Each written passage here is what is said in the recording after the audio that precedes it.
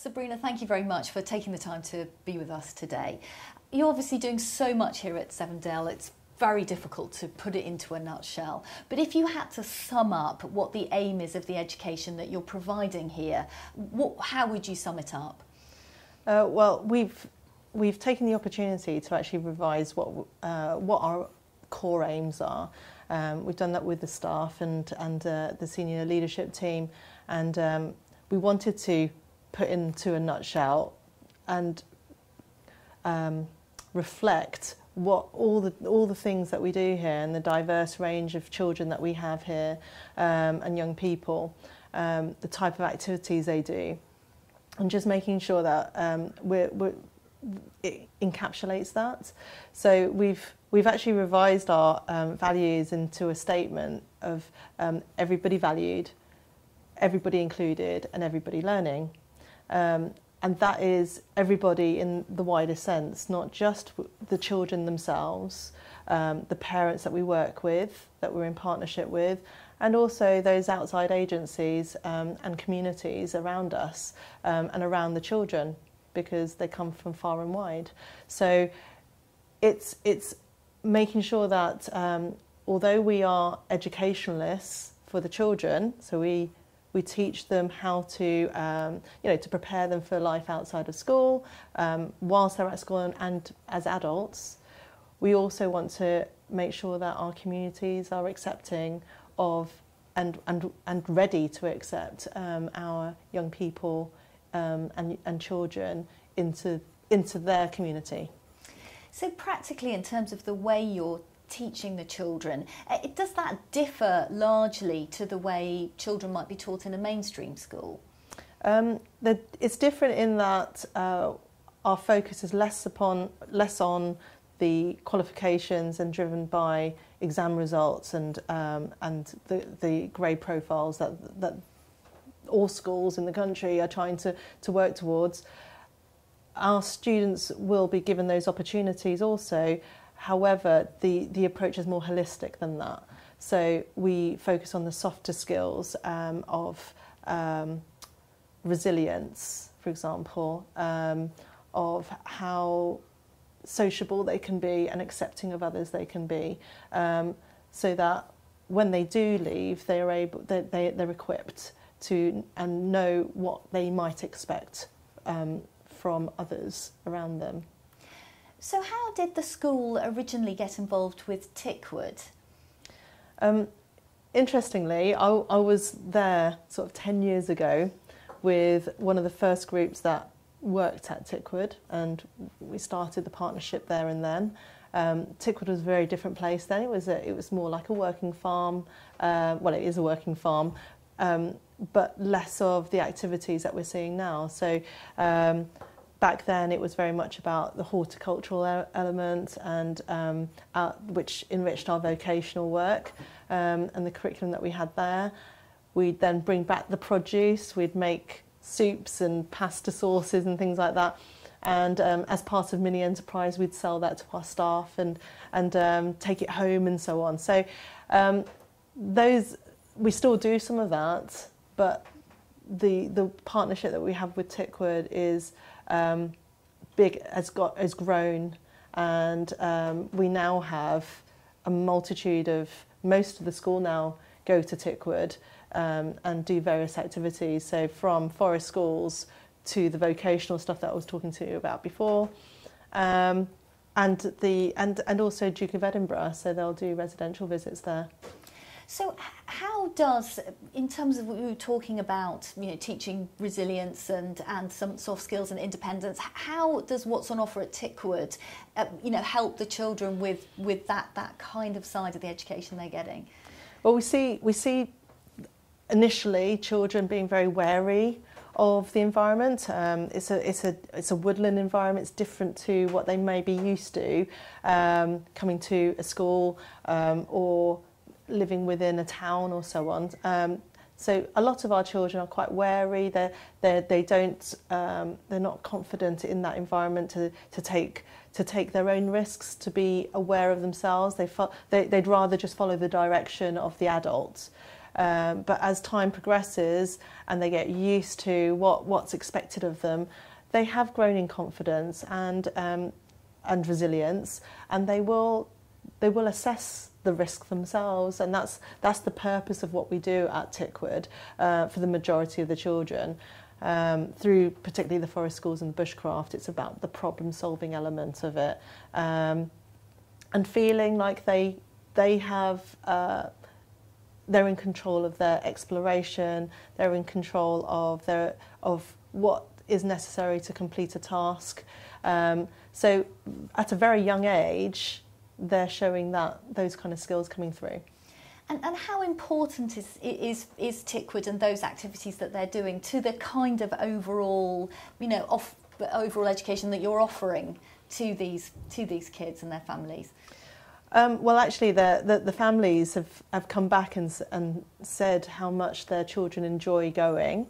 And some of our parents have taken the opportunity to go to the llama hut that they have there, and on a weekend as a short holiday, and they found that their children really enjoy it, and they take the lead on the family holiday, and because they're used to the surroundings, so they go in and out of the different sections of Tickwood, as it's an open site, but safe in that it's the boundaries are there. They've learnt how to risk assess, so they're used to going off and then coming back and doing and seeing what the purpose was of their visit there. And how important is it that they get to do that in an environment like Tickwood, but rather than in some other kind of environment that you could set up for them? I suppose it's a different environment, so it's different to the school environment. It's on another site, and for our type of students, the more experiences that we can expose them to, the better equipped they can be when they leave. Our focus at Tickwood is very much on the problem-solving element and the self-awareness element. So for that purpose, it fits very well. We do access other sites, and we do that. We choose those sites because of to fit the purpose and the curriculum need. But very much, Tickwood has evolved with us as an academy, as a school. We are in partnership, so there's a lot of dialogue that happens around what needs do children have, how do we want to enrich the curriculum, how do we want to extend what we do there, and from just looking at horticulture and dabbling in there's a lamb's being born, let's go and have a look at that. It has evolved, and those things still happen, but there are other opportunities that we're exploring with Tickwood. One of those being animal husbandry, so that hopefully will come through in the next year or two. Looking at site management, farm management as an option to extend the vocational offer that we have for our most able and older students. But I also know in terms of the living skills that we develop, Tickwood are keen to progress with that as well, as a family unit, but also through school.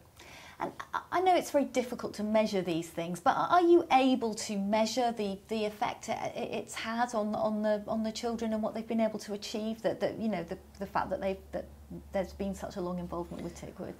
Yeah. So obviously communication is key. It's a key aspect to all of our children's learning, and most of the time that's the key barrier for our youngsters, as well as the social element. So how we capture progress and measure that will be through our curriculum as a whole, but also we've designed a curriculum that runs through from forest schools to bushcraft to capture what is necessary to achieve the Duke of Edinburgh Award.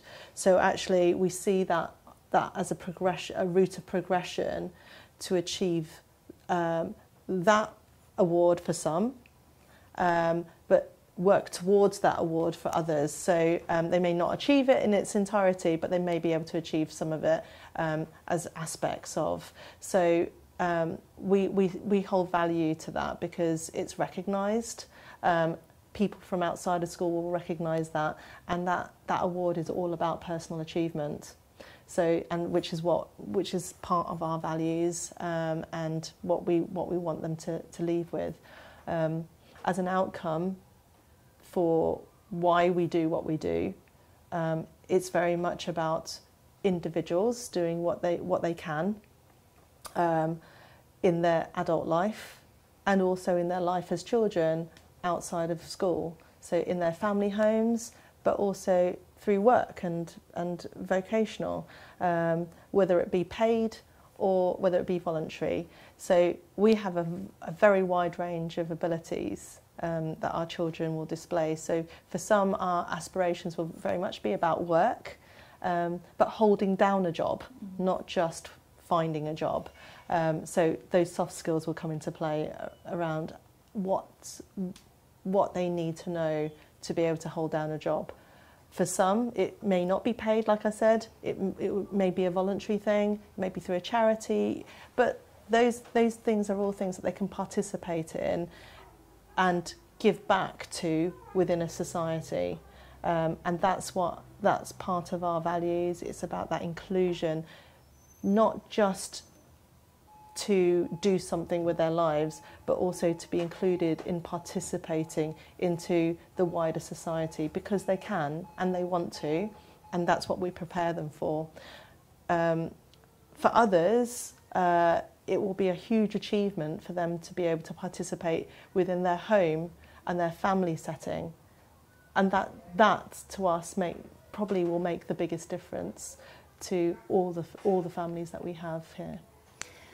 Okay, so finally, can you perhaps, just again sum up, the kind of importance of your relationship with Tickwood, to Severndale as an academy?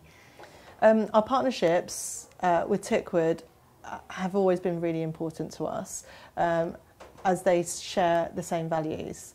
They, from the offset, they've been very clear about how they feel about offering opportunities to people who are disadvantaged, whether it be because of their economic background, but also in terms of disability. And it's something that the establishment are very, very focused on.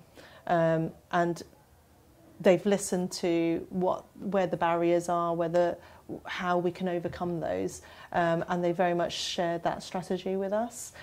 So our partnership with Tickwood, we value hugely, and we see that partnership just growing and developing in the future. That's lovely. Thank you very much indeed. Thanks.